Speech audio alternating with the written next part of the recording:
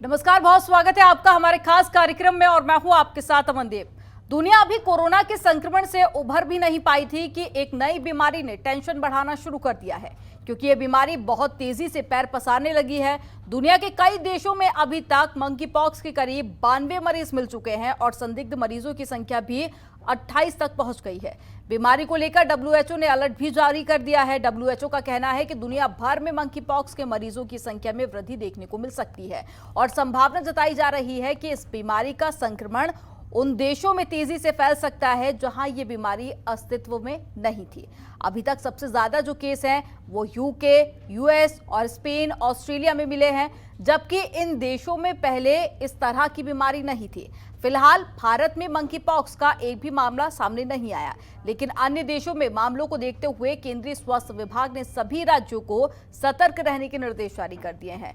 इन निर्देश के बाद में महाराष्ट्र स्वास्थ्य विभाग ने अपने एडवाइजरी में कहा है कि सभी संदिग्ध मरीजों को कड़ी निगरानी में रखा जाए। जिन्होंने प्रभावित देशों की यात्रा बीते 21 दिनों में की हो, उन संदिग्ध मरीजों की सूचना स्थानीय जिला अधिकारी से लेकर स्वास्थ्य विभाग को तुरंत देने के निर्देश भी दिए गए। साथ ही निर्देश में यह भी कहा गया कि ऐसे मरीजों का इलाज करते समय सभी संक्रमण नियंत्रण तरीके का पालन भी किया जाए। अगर किसी की रिपोर्ट पॉजिटिव आती है तो तुरंत ट्रेसिंग शुरू की जाए। संदिग्ध मरीजों के नमूने परीक्षण के लिए NIV पुणे भी भेजे जाएंगे।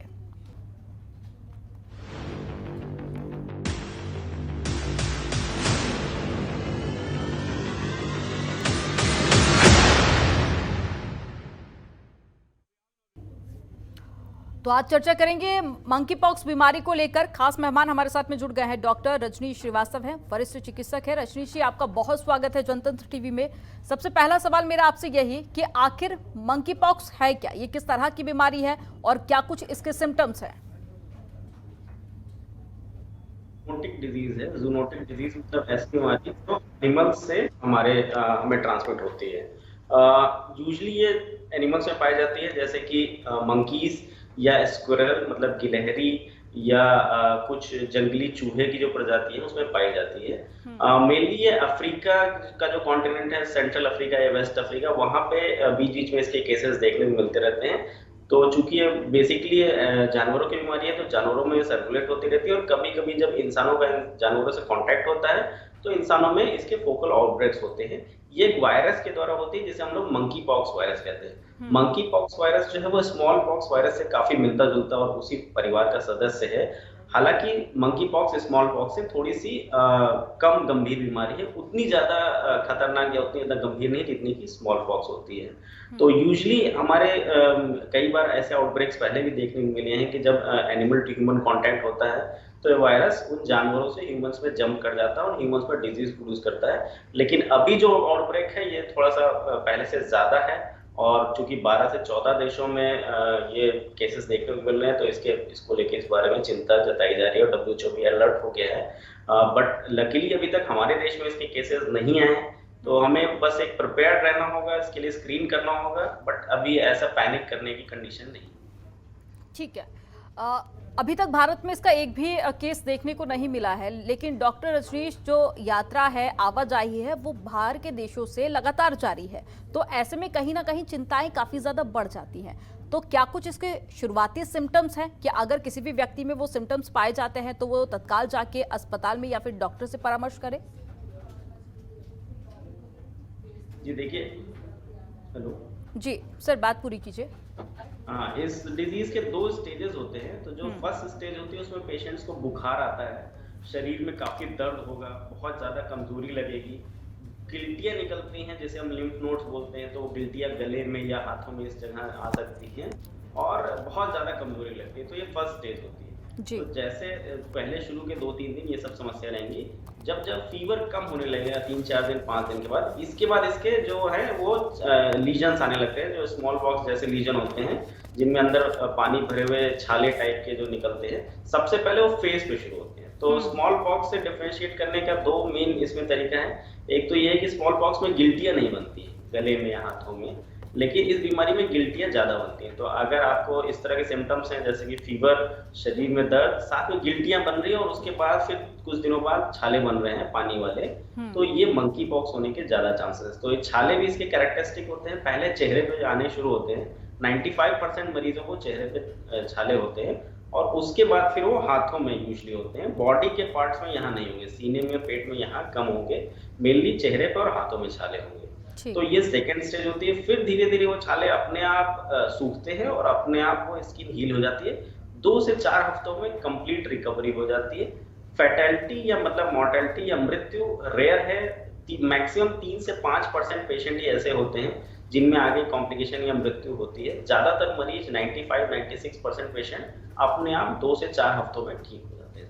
ठीक है, यानी कि ये ज़्यादा खतरनाक बीमारी से नहीं कहा जा सकता है। अगर भारत में इस तरह के केस सामने आते भी हैं तो सामान्य दवाइयों के जरिए इसे ठीक किया जा सकता है। लेकिन अगर इसके फैलने की हम बात करें तो ये कितनी तेज़ी से फैलता है अगर कोरोना से इसको कंपेयर किया जाए, क्योंकि कोरोना के फिर अलग अलग वेरिएंट आए और उसके बाद में वो काफ़ी तेज़ी से फैला, तो क्या ये भी उतनी ही तीव्रता से फैलता है? जी देखिए, कोरोना के मुकाबले काफ़ी कम इन्फेक्शियस है, काफ़ी उससे कम तेज़ी से फैलता है। मेनली ये प्रोलॉन्ग्ड कॉन्टैक्ट से फैलता है, मतलब आपको मरीज़ के साथ लंबा कॉन्टैक्ट होना चाहिए। जैसे जो लोग मरीज़ की देखभाल कर रहे हैं, हेल्थ केयर वर्कर्स हैं, नर्सेज़ हैं या स्टाफ है, मेडिकल, पैरामेडिकल स्टाफ, तो जो लोग या उनके फैमिली वाले जो मरीज़ से लंबे समय तक कॉन्टैक्ट में हैं, या फिर ऐसा हो सकता है कि मरीज़ के जो सेक्रीशंस हैं, जैसे रेस्पिरेटरी सेक्रीशंस, उसको खांसी आ रही है, उसके आप क्लोज कांटेक्ट में आ गए। या तीसरा एक और तरीका है कि मरीज को छाले निकले हुए हैं और मरीज की जो बेडिंग है, चद्दर या गद्दे, आप उसके कांटेक्ट में आ गए। ये 2-3 तरीके हैं जिनसे फैल सकता है, बट इसकी इन्फेक्शियसनेस कंपेयर टू कोरोना बहुत कम है। लंबा कांटेक्ट चाहिए होता है, इतना कॉमन नहीं है। एक और रेयर तरीका है सेक्सुअल ट्रांसमिशन भी। ये भी बहुत सारे होमोसेक्सुअल लोगों में भी जो रिसेंट अभी आ रहा है, तो उसके थ्रू भी फैलता है। तो मेनली या तो आपकी स्किन ब्रोकन हो, उसके थ्रू आपको कांटेक्ट हो रहा हो, या म्यूकस मेम्ब्रेन जैसे कि आईज हो गए या ओरल मुंह हो गया, या और भी कहीं म्यूकोसल कांटेक्ट, या फिर पेशेंट के इन्फेक्टेड जो कपड़े हैं या बेडिंग्स है, उसके थ्रू आपका कांटेक्ट। तो इन 2-3 तरीकों से फैलता है, बट इन्फेक्शियसनेस की कोविड से काफ़ी कम। ठीक है डॉक्टर श्रीवास्तव, हम जो तस्वीरों में देख पा रहे हैं वो एक तरह से स्किन बीमारी देखकर लगता है। तो अगर इस हम बीमारी की बात करें तो क्या ये त्वचा के अलावा भी क्या शरीर के और भी कई सारे अंगों पर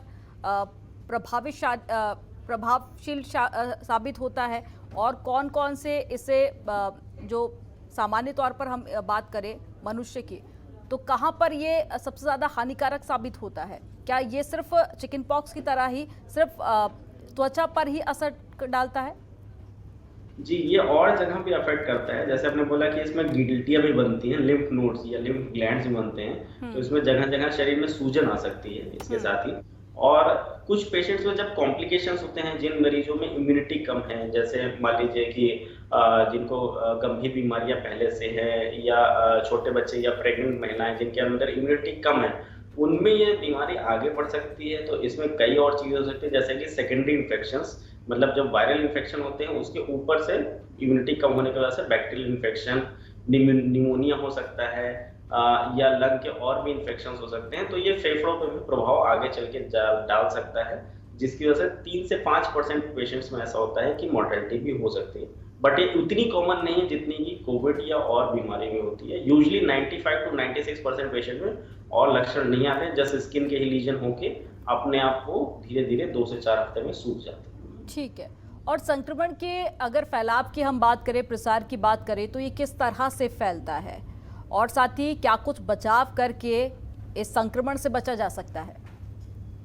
जी, फैलने के वही 3 या 4 मेथड है मेनली, कि अगर मरीज है और आपका उससे प्रोलॉन्ग कांटेक्ट हो रहा है, लंबा कांटेक्ट हो रहा है, जैसे कि आप उसके परिवार के सदस्य हैं आइदर, या आप उसकी देखभाल कर रहे हैं, हेल्थ केयर पर्सनल हैं, नर्सिंग पैरामेडिकल स्टाफ है, ये इन लोगों को ज़्यादा रिस्क फैक्टर होता है। तो अगर पेशेंट्स के आप स्किन लीजन्स के संपर्क में आ रहे हैं और आपकी स्किन में कहीं कट है, तो वहाँ से आपके थ्रू जा सकता है। आपके म्यूकस मेम्ब्रेन जैसे कि आईज, ईयर्स या नोज या माउथ, इन सब के थ्रू जा सकता है। रेस्पिरेटरी सेक्रेशन, जैसे पेशेंट का जो खांस रहा है और उससे आपको क्लोज कांटेक्ट है, बहुत ही क्लोज कांटेक्ट, तो उससे जा सकता है। या पेशेंट की बेडिंग, क्लॉथिंग, चद्दर, कपड़े इस तरह के, उससे आप क्लोज कांटेक्ट में आ रहे हैं तो उससे जा सकता है। ये मेन मेथड है बचाव के लिए। सबसे पहले तो एज अ कंट्री हम लोग को जो बाहर से लोग आ रहे हैं उनको स्क्रीन करना चाहिए। वो आई थिंक वो शुरू हो चुका है एयरपोर्ट्स पे। कोई भी पेशेंट जिनको बुखार आ रहा है या जो सिक लग रहे हैं या जिनको शुरुआती लक्षण आ रहे हैं उनको आइसोलेट करना चाहिए, वो उस लेवल पे है। बाकी अगर कंट्री के अंदर लोगों को हो रहा है तो बेस्ट है कि वो ऐसे लक्षण आते ही अपने आप को आइसोलेट करें, क्योंकि अगर एक बार आउटब्रेक शुरू हो जाता है तो इन चीज़ों को कंट्रोल करना मुश्किल होता है। अगर शुरुआत में ही लोग आइसोलेट करना शुरू कर देंगे तो ये इतनी बड़ी समस्या बनेगी ही नहीं। और अगर आपको फिर भी समस्याएं बनी रहती है तो अपने डॉक्टर संपर्क करें और जल्दी जल्दी मेडिकल केयर लें।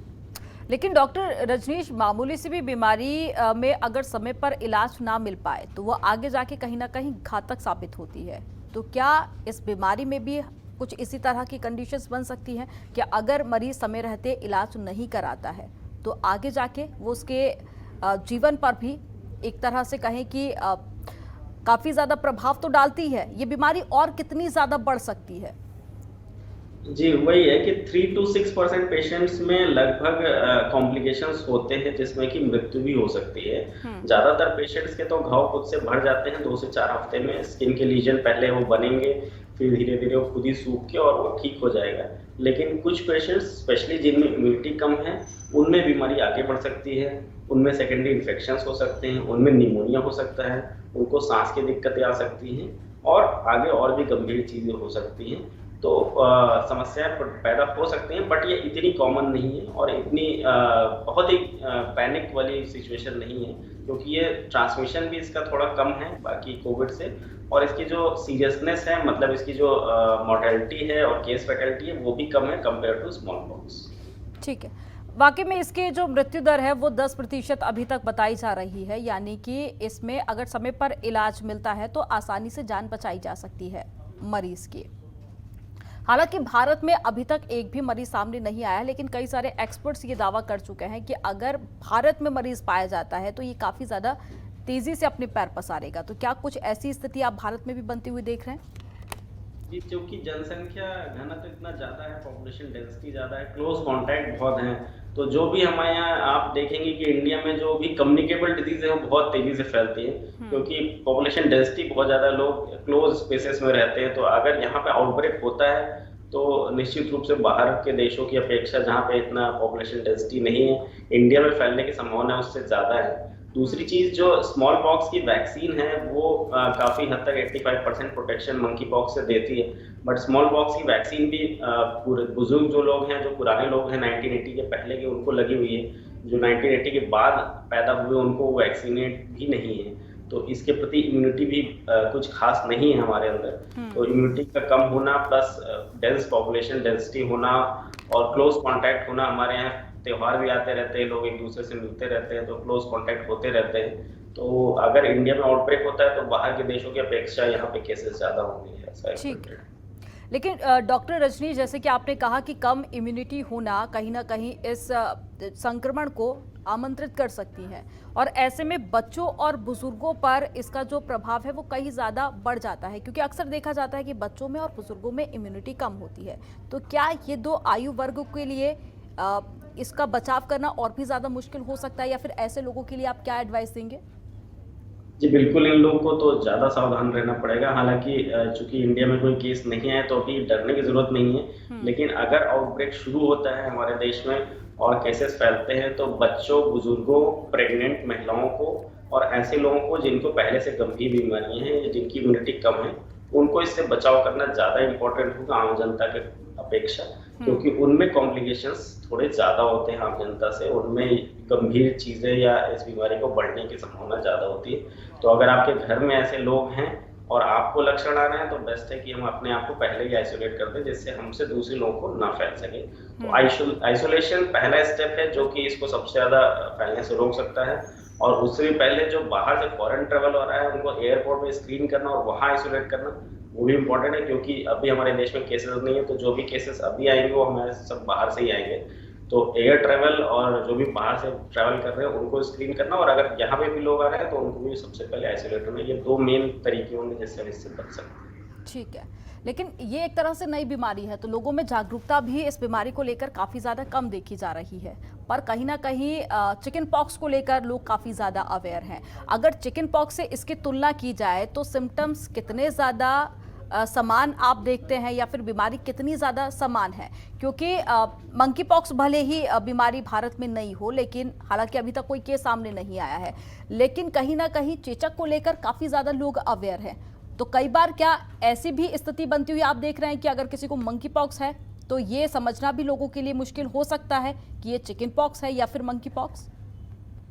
जी, दोनों बीमारियां काफ़ी रिलेटेड हैं, दोनों ही वायरल डिजीज़ हैं और दोनों वायरस भी क्लोजली रिलेटेड हैं। तो दोनों के लक्षण में समानताएं तो हैं, दोनों में ही बुखार आता है, दोनों में शरीर में ये रैशेज आते हैं और छाले पड़ते हैं पानी वाले। लेकिन थोड़े डिफरेंसेस हैं। जो मंकी पॉक्स के छाले हैं वो थोड़े डिफरेंट होते हैं चिकन पॉक्स से, थोड़े साइज में भी अंतर होता है। दूसरी बात, मंकी पॉक्स मेनली फेस पे अफेक्ट करेगा और हाथों पे अफेक्ट करेगा। तो जो डिस्ट्रीब्यूशन है छालों का, मतलब शरीर की किन अंगों को प्रभावित कर रहा है वो भी एक अलग है। तीसरा, आपको कहीं ना कहीं कांटेक्ट की हिस्ट्री होगी। अगर आप को हो रहा है तो आप कहीं ना कहीं ऐसे मरीज के कांटेक्ट में गए होंगे। तो अगर प्रॉपर कांटेक्ट हिस्ट्री आपको रहती है, प्लस उस कांटेक्ट के बाद आपको फीवर आता है या इस तरह के छाले आते हैं जो चेहरे पे आ रहे हैं और हाथ पे आ रहे हैं, तो फिर हम ये सस्पेक्ट करेंगे कि उसको मंकी पॉक्स है, ना कि चिकन पॉक्स। और शुरुआती दौर की हम बात करें तो 1958 में ये सबसे पहले बंदरों में बीमारी पाई गई थी, जिसके बाद में धीरे धीरे करके फिर इंसानों में भी ये बीमारी पाई गई। तो अगर हम भारत की बात करें तो अगर ये भारत में पहुंचती है आने वाले दिनों में, तो क्या बाकी जो जानवर हैं उनमें भी पहुंचने के क्या इसके आसार दिखाई दे रहे हैं? क्योंकि ये एक ऐसी बीमारी है जो कि जानवरों से इंसान तक पहुंची है, तो क्या कुछ और भी जानवरों तक पहुंचने की संभावना है? जी देखिए, एनिमल्स तो इसके नेचुरल रिजर्वर हैं ही हैं, स्पेशली बंदर या रोडेंट्स जैसे कि गिलहरियां या जंगली चूहे, ये इसके नेचुरल रिजर्वर हैं। बट इंडिया के एनिमल्स में ये एंडेमिक नहीं है, ये मेनली अफ्रीका के एनिमल्स में है। तो इंडिया में इस डिजीज के बहुत ज़्यादा केसेस ऐसे नोन नहीं है। तो यहाँ जानवरों में होने की संभावना तो कम है, लेकिन अगर इतनी ज़्यादा फैल जाती है कि ह्यूमन टू एनिमल दोबारा ट्रांसमिशन होने लगे तो ये पॉसिबिलिटी है। बट आई थिंक ऐसा कोई डाटा नहीं है कि वापस ह्यूमन से एनिमल्स में ट्रांसमिट हो रही है। लेकिन डॉक्टर रजनीश, जब भी कोई जानवरों से बीमारी इंसान तक पहुंचती है तो उस जानवर से बचने की सलाह दी जाती है। तो क्या ऐसी स्थिति आप इस संक्रमण में भी देख रहे हैं? क्या अब ज़रूरी है कि बंदरों से भी दूर रहा जाए? हालांकि भारत में अभी तक ये पहुंचा नहीं, क्या ये संभावना कि बंदरों से किसी व्यक्ति में हो सकती है? अभी ऐसे स्टेज नहीं है कि हम बंदरों को अवॉइड करें। हाँ, अगर बंदर आपको बीमार लगता है या कोई रोडेंट्स मतलब गिलहरी या चूहा जंगली ऐसा आपको मिलता है जो कि आपको बीमार लग रहा है, मतलब वो लेथार्जिक है, मूव नहीं कर रहा है या मरा हुआ पड़ा हुआ है, रोड पे आप जा रहे हैं या उसके शरीर में कुछ आपको ऐसे रैशेस दिख रहे हैं, तो उनके क्लोज कांटेक्ट में ना जाएं, प्रिवेंटिव स्टेप रहेगा। हालांकि इंडिया में ये एंडेमिक नहीं है, इंडिया में ऐसे मतलब रिजर्वायर्स नहीं हैं और यहाँ के एनिमल्स में डिजीज नहीं है। मेनली इसके फैलने का कारण जो ज़्यादा बड़ा कारण है वो इलीगल वाइल्ड लाइफ ट्रेड, जैसे बहुत सारे इलीगल ट्रेड्स होते हैं, जंगली जानवरों को लोग पकड़ के इधर उधर बेचते हैं, चाहे उनके मीट के लिए या उनके प्रोडक्ट्स के लिए, जैसे स्किन या नेल्स, और ह्यूमन टू एनिमल जो इलीगल कांटेक्ट बढ़ रहा है वो मेन कारण है। बट इंडिया में जो हमारे पास नेचुरल रिजर्वायर्स हैं उसमें अभी ये डिजीज एंडेमिक नहीं है, तो इतना परेशान की बात नहीं है। लेकिन अगर आपको कोई सिक एनिमल लगता है, कोई डाइंग एनिमल है या उसको फीवर है या रैशेज आ रहे हैं या वो एकदम लेथार्जिक है, तो उससे दूर रहना बेटर। ठीक है, लेकिन डॉक्टर श्रीवास्तव, अगर ओवरऑल बात की जाए तो ये बीमारी को लेकर भारत का मेडिकल डिपार्टमेंट की रिसर्च कहां तक पहुंची है? क्योंकि कई सारे ऐसे राज्य हैं जहां पर दिशा निर्देश भी जारी कर दिए हैं, यानी कि सरकार काफी ज्यादा इस बीमारी को लेकर अलर्ट है। मेडिकल डिपार्टमेंट कितना ज्यादा तैयार है? जी, इस बारे में गाइडलाइंस आ गई हैं, इस बारे में तैयारियां हो रही है। एयरपोर्ट पे स्क्रीनिंग के लिए शुरू किया जा रहा है, लोगों को स्क्रीन किया जा रहा है। साथ ही साथ अगर ये डिजीज फैलती है तो हमें इसकी वैक्सीन की भी नीड होगी, तो जो स्मॉल पॉक्स की वैक्सीन है वही इसके प्रति भी सेंसिटिव है, तो हमें स्मॉल पॉक्स वैक्सीनेशन इकट्ठा करना होगा। साथ ही साथ सबसे इम्पोर्टेंट की कॉन्टैक्ट ट्रेसिंग और आइसोलेशन जो हमने कोविड में किया था, सक्सेसफुली किया था, वो सारे मेथड्स फिर से लाने होंगे। अब कोविड को लेके चूंकि हेल्थ केयर काफी एक्टिव हो चुका है और इंफ्रास्ट्रक्चर एक डेवलप हो चुका है और हमें एक एक्सपीरियंस अच्छा आ चुका है कि हम कोविड को कैसे डील करें, तो आई थिंक इससे डील करना भी मुश्किल नहीं होना चाहिए। एयरपोर्ट स्क्रीनिंग, वैक्सीनेशन और जो कॉन्टैक्ट ट्रेसिंग एंड आइसोलेशन, ये बेसिक मेजर्स करने से ही हम इस पे कंट्रोल कर सकेंगे। ठीक है, लेकिन डॉक्टर श्रीवास्तव, कोरोना का जो एक भयावह दौर था वो हम सब ने देखा और उसके बाद में कई सारे लोगों की जान भी गई थी। अब ऐसे में एक बड़ा सवाल ये भी खड़ा हो रहा है, क्या मेडिकल डिपार्टमेंट इतना तैयार है कि अगर ये बीमारी भारत में अपने पैर पसारती है तो इसे आसानी से टैकल किया जा सके? देखिए, ये बीमारी उतना बड़ा रूप कभी भी नहीं लेगी, क्योंकि दो मेन डिफरेंस जो कोरोना और मंकी पॉक्स में है वो ये है कि इसकी ट्रांसमिशन इतनी आसान नहीं है। कोविड जितनी जल्दी फैलता है उतनी जल्दी मंकी पॉक्स नहीं फैलता, तो कभी भी इतनी फास्ट ट्रांसमिशन नहीं होगा कि एक साथ करोड़ों लोग इन्फेक्ट हो जाए। दूसरा, अगर इन्फेक्ट होते भी हैं तो इसकी जो मोर्टेलिटी है, मतलब सीरियसनेस है, इस बीमारी से मरने वालों की जो संख्या है वो बहुत ही कम है। तो मतलब ये बीमारी उतनी गंभीर भी नहीं है जितनी कोविड या जितनी स्मॉल पॉक्स होती थी। तो ऐसी स्टेज आने की उम्मीद नहीं है कि अचानक से इतना ओवरबर्डन हो जाए और इतनी मोर्टेलिटी होने लगे। हाँ, हमें तैयार तो रहना पड़ेगा, अपने इंफ्रास्ट्रक्चर को मेंटेन रखना होगा और उसको सुदृढ़ करना होगा। तो कोविड के बाद लकीली इस दिशा में काफी काम हुआ है और लोग हेल्थ केयर डिपार्टमेंट थोड़ा बेटर प्रिपेयर्ड है पहले इसके प्रति, और इंफ्रास्ट्रक्चर डेवलपमेंट पहले से थोड़ा बेटर हुआ है, तो आई थिंक हम इसको टैकल कर सकते हैं। ठीक है, ये बहुत अच्छी बात है, लेकिन संक्रमण में हमेशा ही ये देखा जाता है कि संक्रमण अपना रूप बदलता रहता है। खास करके कोरोना के वक्त हमने ये देखा, ये भी एक तरह का संक्रमण है। तो जो 1958 में देखा गया था, क्या ये वही वेरिएंट है या इसमें भी समय समय पर बदलाव होते रहते हैं? बेसिकली इसके दो वेरिएंट आते हैं मंकी पॉक्स के, एक सेंट्रल अफ्रीकन वेरिएंट, एक वेस्ट अफ्रीकन वेरिएंट, दो वेरिएंट होते हैं। तो अभी कौन सा वेरिएंट फैल रहा है इस बारे में तो आई थिंक कोई खास डाटा नहीं है, लेकिन उसके बाद कोई नए वेरिएंट्स अभी नहीं आए हैं। वेरिएंट्स तब बनते हैं जब उसका ट्रांसमिशन ज्यादा हो और खूब सारे मल्टीप्लाई करे। तो एट प्रेजेंट तो दो ही वेरिएंट जो नोन है वो यही सेंट्रल अफ्रीकन और वेस्ट अफ्रीकन वेरिएंट है। इन फ्यूचर में भी नए नए वेरिएंट है। और डॉक्टर रजनीश, बीमारियों को लेकर अक्सर कहा जाता है कि इलाज से बचाव काफी ज्यादा बेहतर होता है, तो ऐसे में जाते जाते क्या आप सलाह, क्या एडवाइस हमारे दर्शकों को देना चाहेंगे? जी बिल्कुल, आपने सही कहा कि इलाज से बचाव बेहतर है। अगर हम इस बीमारी को इनिशियल स्टेज में ही कंट्रोल कर लेंगे तो बेटर है, बजाय इसके कि बीमारी काफी आगे फैल जाए और उसके बाद फिर इतनी सारी केओस और प्रॉब्लम्स डेवलप हो। तो बचाव करना ही बेसिक स्टेप है। अभी हमारे देश में चूंकि केस नहीं है, तो जो बाहर से लोग आ रहे हैं उनको खुद से भी ध्यान रखना चाहिए कि अगर उनको फीवर हो रहा है या उनको ऐसे कोई लक्षण आ रहे हैं या वो ऐसे एरिया से आ रहे हैं जहाँ बीमारी फैली है, तो उनको स्वयं ही अपने आप को आइसोलेट कर लेना चाहिए। सरकार को भी इस दिशा में प्रयास करना चाहिए कि एयरपोर्ट पे स्क्रीनिंग करें और ऐसे लोगों को आइसोलेट करें कम से कम 2 से 3 हफ्ते के लिए। उसके बाद भी अगर हमारे देश में केसेस आते हैं, आपको स्वयं ऐसे लक्षण आ रहे हैं, तो आपको अपने आप को ही आइसोलेट करना चाहिए। स्पेशली अगर आपके घर में छोटे बच्चे या बूढ़े लोग या लो इम्यूनिटी वाले लोग रह रहे हैं, तो जितना हम आइसोलेशन, कॉन्टैक्ट ट्रेसिंग और ये चीजें करेंगे उतना ही इस बीमारी को आगे फैलने से रोकेंगे। बेसिक मेजर्स वही रहेंगे जो कोविड में रहे थे, early isolation and contact tracing, उसी से हम इस बीमारी को आगे बढ़ने से रोक सकते।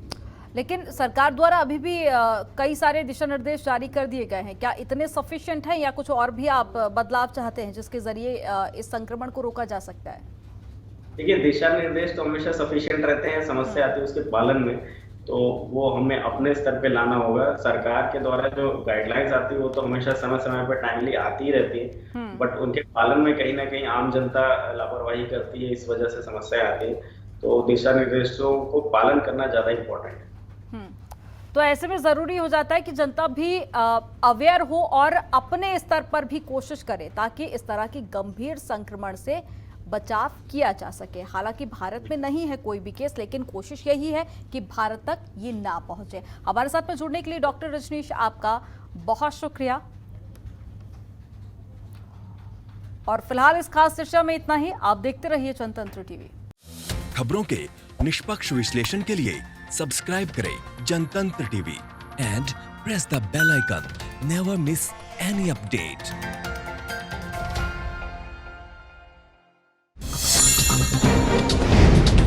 डाउनलोड कीजिए जनतंत्र टीवी ऐप को, जो कि अवेलेबल है गूगल प्ले और ऐप स्टोर पर।